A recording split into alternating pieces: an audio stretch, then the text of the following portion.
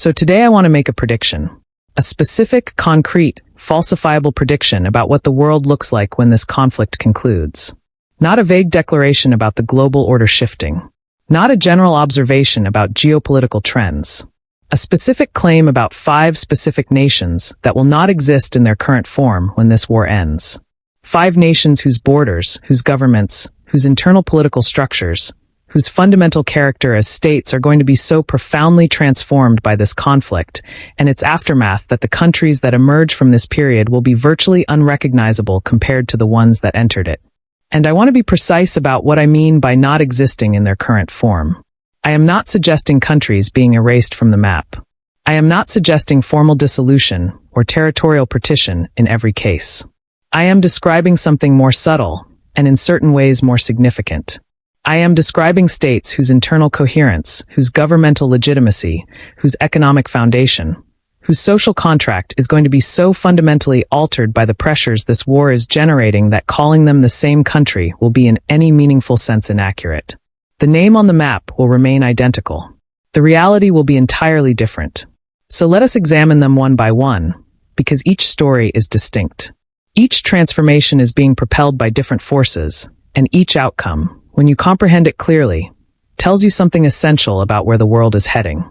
Before I examine each country, I want to provide you one piece of historical context that frames everything I'm about to discuss. Because state transformation of the kind I'm describing has occurred before in this region. And the last time it occurred, the consequences lasted a century. The year is 1916. The British and French empires, in the middle of the First World War, drew a line on a map of the Middle East in a secret agreement known as Sykes-Picot. That line divided the territory of the collapsing Ottoman Empire between British and French spheres of influence. It created borders that had nothing to do with the ethnic, religious, tribal, or economic realities of the people who inhabited there. It drew Iraq as a single nation containing Sunni, Shia, and Kurdish populations that had never viewed themselves as part of the same political community. It created Lebanon as a French mandate, artificially balancing Maronite Christian and Muslim populations. It drew Syria across tribal lines that still generate conflict today. 110 years later, we are still living with the consequences of those lines on that map. The borders created in 1916 are the borders now being challenged by the pressures of this conflict. And what replaces them will define the region for the next century. That is the scale of what we are discussing. That is the weight of these 5 stories. Country 1, Lebanon. Lebanon is not waiting for this war to transform it. Lebanon was already one of the most fragile states on earth before the first strike of Operation Epic Fury. A nation that has not had a functioning government in any genuine sense for years. A nation where the electricity grid operates for perhaps 4 hours per day on average. A nation where the banking system collapsed in 2019 and depositors lost access to their savings. In many cases permanently. A nation where the currency lost 90% of its value in less than 3 years. A nation where Hezbollah, a non-state military actor, wields more effective power than the national army. Lebanon was already a failed state by almost every meaningful measure before this war commenced. And this war is delivering the final blow. Hezbollah, Lebanon's most powerful political military force, is deeply embedded in the conflict on the Iranian side. Its leadership has been significantly degraded. Its weapons stockpiles have been targeted. Its financial supply lines from Iran have been severed. And its political position within Lebanon, which was already complicated by the country's sectarian divisions and its economic catastrophe, is becoming more contested as ordinary Lebanese citizens ask the question that Hezbollah has always feared most. Was it worth it? Was Hezbollah's strategic alignment with Iran, the alignment that brought Israeli and American firepower to bear on Lebanese territory and infrastructure, worth the price that Lebanon is paying? That question, increasingly being asked openly, is the question that terminates the political arrangement that has defined Lebanon for 3 decades. Hezbollah's dominance rests on its ability to deliver security and services to its constituency. A degraded, financially weakened, militarily diminished Hezbollah can accomplish neither as effectively. And a Lebanese political system that has always been paralyzed by sectarian balance is not suddenly going to produce effective governance to fill the vacuum. What fills the vacuum in Lebanon when Hezbollah's power recedes is not a functioning liberal democracy. It is a different kind of disorder. a reconfiguration of the sectarian power balance, external powers competing for influence, and a humanitarian situation that goes from catastrophic to something beyond the vocabulary of normal crisis management. The Lebanon that emerges from this war will still be called Lebanon. But the Lebanese state as a coherent political entity, which was already barely surviving, will have been definitively ended. What replaces it will be something new, fragile, and almost certainly managed by external powers, France, Saudi Arabia, potentially Iran in a reduced capacity, rather than by Lebanese institutions that have demonstrated no capacity to manage anything. Country 2, Yemen. Yemen is perhaps the clearest case of a country that has already ceased to exist in any meaningful sense and whose post-war configuration will simply make that reality official. The Yemeni civil war, which began in 2015, has already divided the country into at least 3 distinct zones of control. The Houthi North, allied with Iran, controlling Sana'a and the most populous parts of the country. The internationally recognized government in the south, nominally allied with Saudi Arabia, but itself fractured between multiple competing forces. And the areas controlled by the Southern Transitional Council, which wants independence for southern Yemen and has the backing of the UAE. 3 Yemens, effectively, each with its own governance, its own military forces, its own economic arrangements, its own external patrons. This war is making those divisions permanent. The Houthis have been deeply integrated into Iran's war strategy, launching drone and missile attacks on Gulf shipping, on Saudi Arabian infrastructure, on American naval assets in the Red Sea. They have been struck heavily in response. Their military capability has been degraded. But their political position in northern Yemen, their legitimacy as the defenders of Yemeni sovereignty against American and Saudi aggression, has been strengthened by exactly the same strikes that degraded their military capacity. You cannot bomb a movement into irrelevance in a country where that movement is genuinely seen by its constituency as the only force willing to stand and fight. And in the south, the anti-Houthi forces have used the distraction of the larger war to consolidate their control, to resist reunification pressures, to build the facts on the ground that make a unified Yemen increasingly implausible. The Yemen that emerges from this war will be 2 or 3 permanent entities, perhaps with different names, perhaps with formal international recognition of their separation, perhaps simply as frozen conflict zones that everyone pretends might someday reunify. But the fiction of a unified Yemeni state will have been abandoned. Not officially. Nothing in the Middle East ever ends officially, but functionally, irreversibly. Country 3, Iraq. Iraq is the country in this list whose transformation is most directly connected to the shifting balance of power between America and Iran. Because Iraq is the primary terrain on which American and Iranian influence have competed for 2 decades. And the outcome of this war is going to determine which of those 2 forces has a dominant say over what Iraq actually is. Currently, Iraq exists in a paradox that would be comic if it were not so consequential. Iraq is simultaneously an American ally, hosting thousands of American troops and significant American military infrastructure, and an Iranian client state, with an Iranian-aligned government, Iranian-backed militia forces more powerful than the national army, and an economy deeply integrated with Iran. This paradox has been managed, barely, through the convenient fiction that Iraq is a sovereign state making its own decisions. That fiction has served both America and Iran because it allowed them to maintain their competing presences without forcing a direct confrontation over who actually controls the country. This war is ending that fiction. The Iraqi government is under intense domestic pressure from its Iranian-aligned political base to demand American withdrawal. Every American strike on Iranian territory is ammunition for the Iraqi political forces that have been demanding the Americans leave for years. And if America's position in the region weakens as a result of this war, if the argument that American military protection is worth the political cost becomes harder to make, the Iraqi political system will tip toward expelling American forces. An Iraq without American troops is an Iraq under Iranian dominance in a way it currently is not. It is an Iraq where Iranian-backed militias face no counterbalancing military power, where Iranian economic and political influence operates without constraint. Iraq does not disappear, but the Iraq that emerges, an Iranian-dominated state in all but name, is so different from the Iraq that American blood and treasure spent 20 years trying to build that it represents a total transformation of the country's fundamental character and alignment. Country 4, Pakistan. Pakistan's transformation in this list is the one that carries the highest stakes and the most catastrophic potential. Because Pakistan is a nuclear state. And a nuclear state undergoing the kind of political, economic, and institutional stress that Pakistan is experiencing right now is one of the most dangerous objects in geopolitics. Pakistan was already in crisis before this war commenced. Its economy had collapsed into an IMF emergency program. Its currency had lost the majority of its value. A civilian government was caught between a military establishment that actually runs the country and a popular opposition movement led by the imprisoned former Prime Minister, Imran Khan, that commands genuine mass support.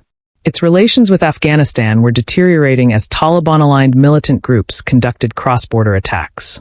Its relations with India were tense in the permanent way that relations between nuclear-armed adversaries with contested borders are always tense. All of that was the pre-war picture. Now add to that picture the energy shock of this conflict. Pakistan imports the majority of its oil from the Gulf. At current prices, that import bill is consuming foreign exchange reserves that were already critically low. Add the potential for Pakistan being drawn into the conflict through its defense agreement with Saudi Arabia, a scenario I have analyzed in detail in a previous video. Add the political crisis that economic collapse accelerates. The way that populations under severe economic stress become susceptible to political forces that promise radical solutions. The Pakistan that emerges from this period may still have the same name and the same territory. But the balance of power between its civilian institutions, its military establishment, its Islamist political movements, and its nuclear command structure may be so altered by the pressures of this war that it functions as a fundamentally different kind of state. The optimistic scenario is a military-guided stabilization that maintains nuclear security while managing the economic and political crisis. The pessimistic scenario involves combinations of words that serious analysts use only in private and that I am going to leave to your imagination. The range between those scenarios is the range within which Pakistan's future is being determined right now by forces that this war has set in motion. Country 5, the GCC as a unified entity. I want to use my fifth slot not for a single country, but for the collective project that is the Gulf Cooperation Council, the political and economic union of Saudi Arabia, the UAE, Qatar, Kuwait, Oman, and Bahrain. Because what this war is doing to the GCC is not transforming one member state. It is potentially ending the coherence of the collective project itself. And here is why this matters so much. The GCC has been one of the great success stories of regional integration in the developing world. 6 nations that, despite their differences in size, in political culture, in domestic policy, and in foreign policy orientation, built a framework for economic cooperation, for collective security, for coordinated international positioning that gave each of them more influence and more stability than they would have had alone. That project rests on 2 things: internal consensus about strategic direction and the American security guarantee. This war is threatening both. Internally, the GCC members are not aligned on how to respond to this conflict. Saudi Arabia, whose energy infrastructure is being directly struck by Iranian drones and missiles, is under enormous pressure to respond more aggressively. The UAE, which has built its entire economic model on being a safe, neutral, cosmopolitan hub, is acutely aware that any military escalation involving the UAE directly would destroy the image of safety and stability that its economy depends on. Qatar, which maintains direct diplomatic channels with Iran and whose massive liquefied natural gas exports give it economic interests distinct from Saudi Arabia's oil focus, has its own calculations. Kuwait and Bahrain, smaller and more vulnerable, have their own risk calculus. These different interests are creating fissures within the GCC consensus that are real and growing. And the American security guarantee, which has been the external foundation that allowed the GCC to maintain internal consensus by relying on outside protection rather than having to build its own, is being demonstrated to have limits by this very conflict. An America that cannot keep the Strait of Hormuz open, that cannot prevent Iranian strikes on Gulf energy infrastructure, is an America whose security guarantee is less absolute than it was. And when the security guarantee becomes less absolute, each GCC member starts calculating its own interests more independently. The GCC does not dissolve, but the coherent, American-backed, internally unified GCC that has defined Gulf politics for 40 years transitions into something more fractured, more independently calculating, more willing to pursue individual national interests even when those interests diverge from the collective. Saudi Arabia pursuing its own deal with Iran. The UAE maintaining its own relationship with China. Qatar expanding its own diplomatic role. The GCC remaining as an institutional framework while its internal coherence, the thing that made it genuinely powerful, dissipates.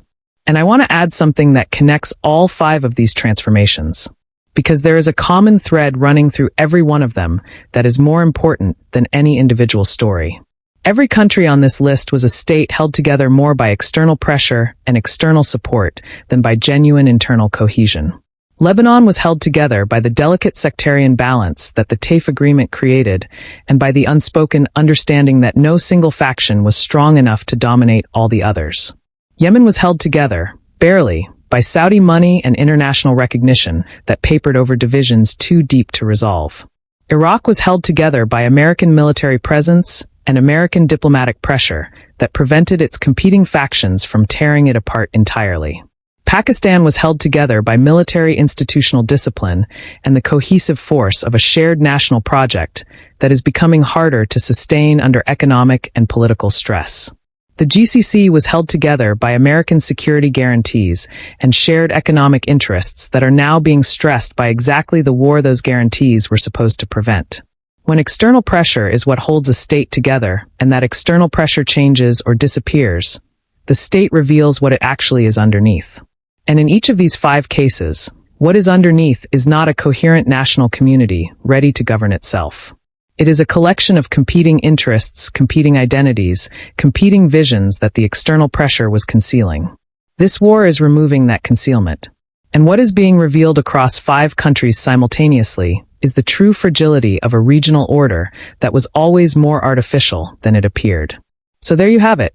5 countries. 5 transformations. One overarching pattern. This war is not just destroying and rebuilding military capabilities. It is redrawing the political map of an entire region. Not by moving borders on paper, by transforming the internal realities, the governmental arrangements, the power balances, the fundamental social contracts of states that were already fragile and are now being pushed past their breaking points. Lebanon ends as a coherent state, replaced by a new arrangement of competing powers and external management. Yemen formalizes its de facto partition into permanent separate entities. Iraq tips irreversibly from America's orbit into Iran's.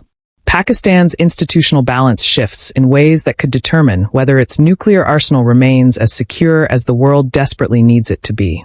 And the GCC fractures from a unified project into a collection of individually calculating national interests. None of this happens cleanly. None of it happens on a schedule. The Middle East does not change dramatically and all at once. It changes slowly, then suddenly, then in ways that seem obvious in retrospect but were invisible to almost everyone while they were happening. We are in the slow phase right now. The phase where the pressures are building, where the foundations are weakening, where the political arrangements that held things together are being stressed past their design limits. The sudden phase, when these transformations become undeniable, comes after. And by the time it arrives, the countries I have described today will already be something different from what they are now. The names on the map will be the same. The reality will have changed forever. Subscribe for more analysis of this conflict and its global consequences explained in simple English. And tell me in the comments, which of these 5 transformations do you think happens first? And is there a 6th country I should have included in this list?